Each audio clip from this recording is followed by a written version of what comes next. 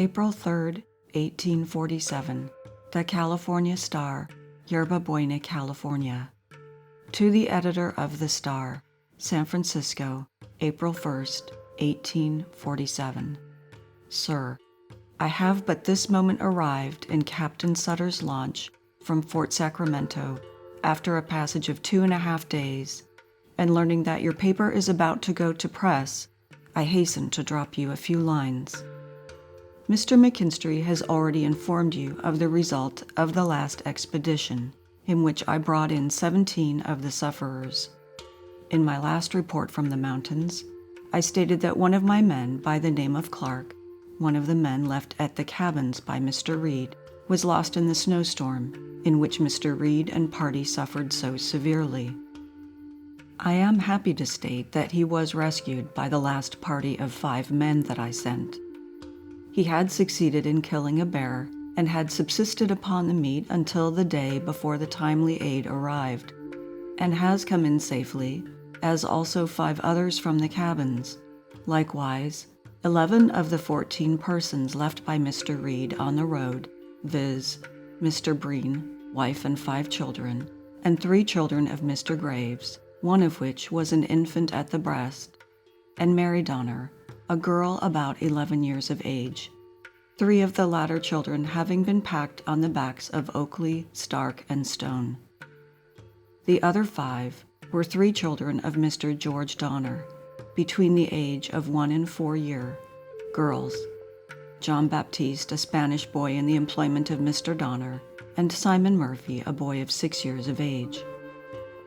The persons left on the road by Mr. Reed were Breen, wife and 5 children, Mrs. Graves and 4 children, Mary Donner and Isaac Donner. The day that Mr. Reed left them, the boy Isaac Donner died, and the same night Mrs. Graves and one of her children died. The remaining sufferers continued 2 days without food, but on the 3rd day were obliged to resort to the only alternative, that of eating the dead. They commenced on the 2 children, and when my party reached them, which was the 5th day, they were eating Mrs. Graves. They had already eaten the breast, heart, liver, and lungs of Mrs. Graves, when a timely supply of food and assistance reached them. The night previous, Mary Donner fell in the fire and burned her foot so severely that amputation will be necessary in order to save her life. I have hastened down here with some of the sufferers that required immediate medical attendance. Among them are 2 of my men, Henry Dan and Charles Cady, with feet badly frozen. I have brought Mary Donner and her brother down that they may obtain medical aid. The Spanish boy, John Baptiste, and Howard Oakley came down with them as nurses. When I left the mountains, there were still remaining at the cabins Mr. Keysbury and George Donner, the only 2 men, Mrs. George Donner, 1 child, and Mrs. Murphy. Mrs. Murphy, Mr. Donner, and the child could not survive many days when left, but Mrs. Donner and Keysbury could subsist upon the remaining bodies yet some 10 days. The snow at the cabins was going off rapidly, but in Bear Valley and on the Yuba River, it was yet 20 feet deep on the level. When I arrived at Johnson's on the 23rd, I found a letter from Mr. McKinstry, stating that the bearer, J. Sell, as also D. Tucker, John Rhodes, and E. Kaffmeyer, were willing to return to the cabins and endeavor to save the remaining few. I immediately organized another party consisting of John Rhodes, John Stark, E. Kaffmeyer, John Sell, and Daniel Tucker, Mr. Foster and the son of Mrs. Graves volunteering to return with them, and dispatched them immediately, furnishing them horses, provisions, etc.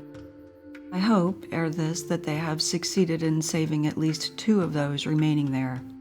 The other 3, George Donner, Mrs. Murphy, and the child, I do not think can be saved, even should they be alive, as it will be impossible to remove them, they being so very feeble and otherwise ill.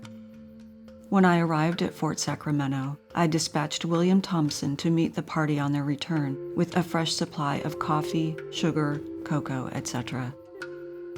Since the 28th of February, I have been 24 days in the snow. I may say, without seeing land, have traveled over 140 miles on the snow, on foot, carrying a pack on my back, have crossed Bear River Mountains 4 times, been twice over on Yuba River, and can say that I never enjoyed better health, but have suffered a little from the cold and rather hard fare. I herewith subjoin a schedule of the persons saved and those that have perished. The whole party consisted of 81 souls. Started with Eddie and Foster 16, came in 7. Started with Glover 21, came in 19. Started with Reed 17, came in 3. Came in with myself 16. Total 45. Thus you will perceive that through the instrumentality of the expedition fitted out for the relief of the sufferers, 33 souls have been rescued from inevitable death, and at least 2 others, making in all 40, and relief has been afforded to the whole number, 45 persons. Yet it has not been effected without great suffering and hardships by the men employed in this arduous duty. Mr. Reed has suffered much himself from frost and overexertion, having carried one of his children over the snows on his back. As I shall be obliged to return again to the fort, I will forward to you immediately upon the arrival of the party now out the result of their labors. In haste, I must conclude very respectfully, S. E. Woodworth, U.S.N., Commanding Expedition to the California Mountains. April 10, 1847. The California Star, Yerba Buena, California. Edited by Albert P. Jones. San Francisco, April 10, 1847. A more shocking scene cannot be imagined than that witnessed by the party of men who went to the relief of the unfortunate emigrants in the California mountains. The bones of those who had died and been devoured by the miserable ones that still survived were lying around their tents and cabins. Bodies of men, women, and children, with half the flesh torn from them, lay on every side. A woman sat by the side of the body of her husband, who had just died, cutting out his tongue. The heart she had already taken out, broiled and eaten. The daughter was seen eating the flesh of the father, the mother that of her children, children that of the father and mother. The emaciated, wild, and ghastly appearance of the survivors added to the horror of the scene. Language cannot describe the awful change that a few weeks of dire suffering had wrought in the middle of these wretched and pitiable beings. Those who but 1 month before would have shuddered and sickened at the thought of eating human flesh, or of killing their companions and relatives to preserve their own lives, now looked upon the opportunity by these acts afforded them of escaping the most dreadful of deaths as a providential interference in their behalf. Calculations were coldly made as they sat gloomily around their gloomy campfires for the next and succeeding meals. Various expedients were devised to prevent the dreadful crime of murder, but they finally resolved to kill those who had the least claims to longer existence. Just at this moment, however, as if by divine interposition, some of them died, which afforded the rest temporary relief. Some sunk into the arms of death, cursing God for their miserable fate, while the last whisperings of others were prayers and songs of praise to the Almighty. But the one all-absorbing thought of individual self-preservation prevailed. The fountains of natural affection were dried up. The cords that once vibrated with connubial, parental, and filial affection were rent asunder, and each one seemed resolved without regard to the fate of others to escape from the impending calamity. Even the wild, hostile mountain Indians, who once visited their camps, pitied them, and instead of pursuing the natural impulse of their hostile feelings to the whites and destroying them as they could easily have done, divided their own scanty supply of food with them. So changed had the emigrants become that when the party sent out arrived with food, some of them cast it aside and seemed to prefer the putrid human flesh that still remained. The day before the party arrived, one of the emigrants took a child of about 4 years of age in bed with him and devoured the whole before morning.